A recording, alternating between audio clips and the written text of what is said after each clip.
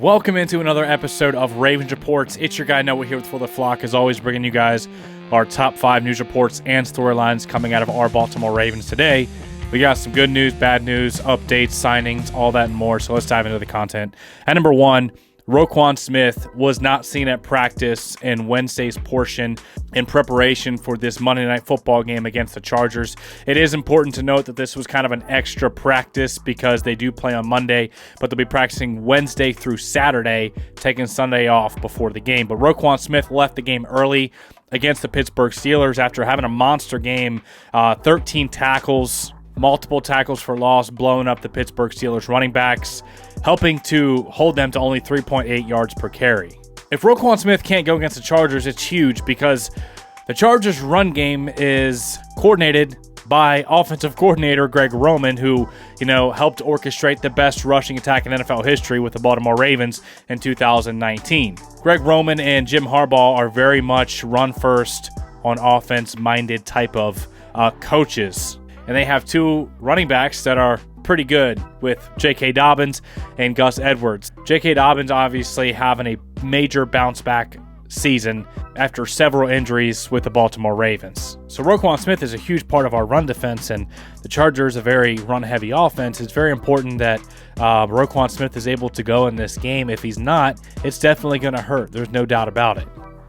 He's also the green dot wearer, the play caller, the guy who gets the play calls from defensive coordinator Zach Orr and relays them to the rest of the team. He's an energy guy, definitely a big loss if he can't go.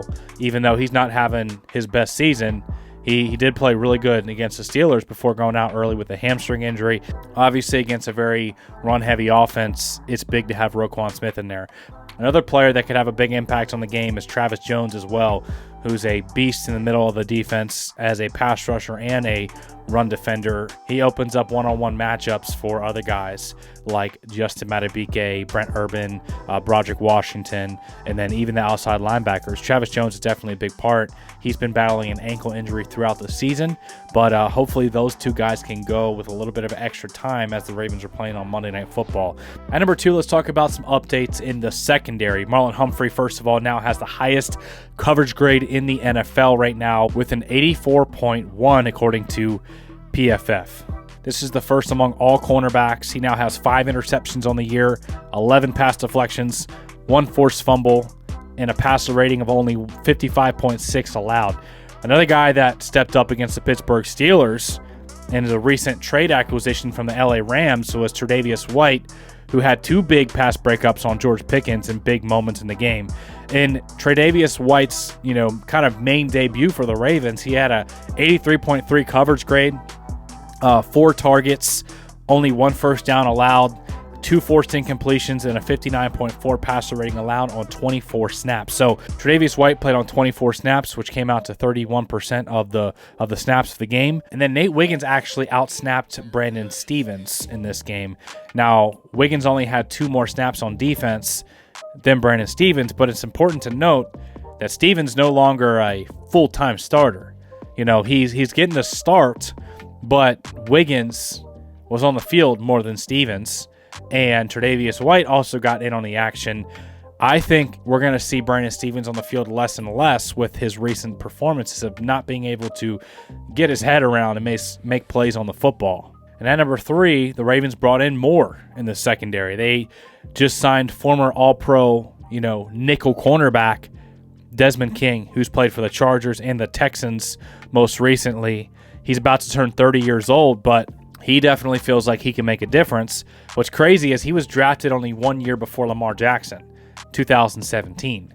Same year that Marlon Humphrey came out of the draft. So it's not like Desmond King is super old and washed, even though his name's been around the league for a long time.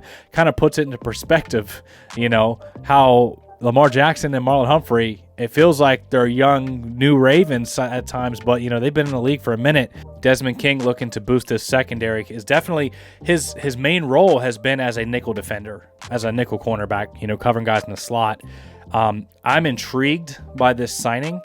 I can't wait to see how he performs in practice and see if he can be a guy that gets in on the secondary that's already improving with the addition of Tre'Davious White showing some high-level play And then, Nate Wiggins getting some more action. It feels like the secondary is starting to come into form, especially with the benching of Marcus Williams and Eddie Jackson, now Kyle Hamilton and Darius Washington, and getting the starts at the 2 safety positions. I'm excited about the secondary moving forward as a whole. At number 4, Justin Tucker addressed the media again today. He was asked how he's feeling, and he said, "I'm fine, but it's unimportant how I feel. What is important is making kicks."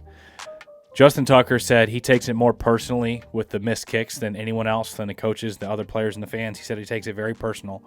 And he said it's a matter of adjusting his aim point, and that the 54-yarder that he did make, he adjusted his aim point a little bit to the right, and he was able to make it because, like we said in another video, Justin Tucker is missing all of his kicks to the left. So if he can simply make an adjustment, that would be great, because Justin Tucker's got to make kicks for us to win games, man. At number 5, an update for the Chargers that just came out ahead of this matchup. Lamin Smith, one of their top receivers, recent draft pick, really talented receiver who's a great route runner, quick, fast, all those things.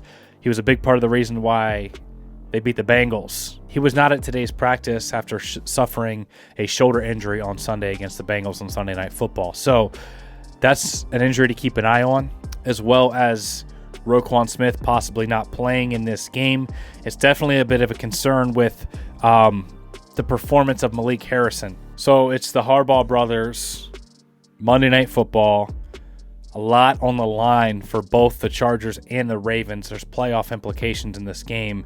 It's in prime time. It's going to be huge. So make sure you got your subscribe and notification bell on for that preview that we're going to have coming out here soon. And make sure to smash the like button if you got any value out of today's content. Just wanted to come on here and provide a couple of quick updates. Just want to make sure you guys were up to date with all the news and everything in a quick, concise amount of time, man.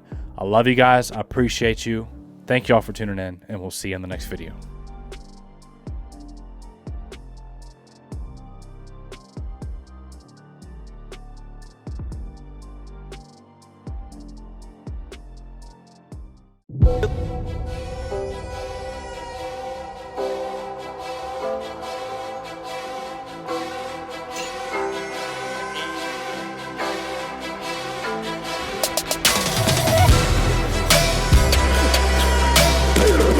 When he wasn't looking, he ran me over.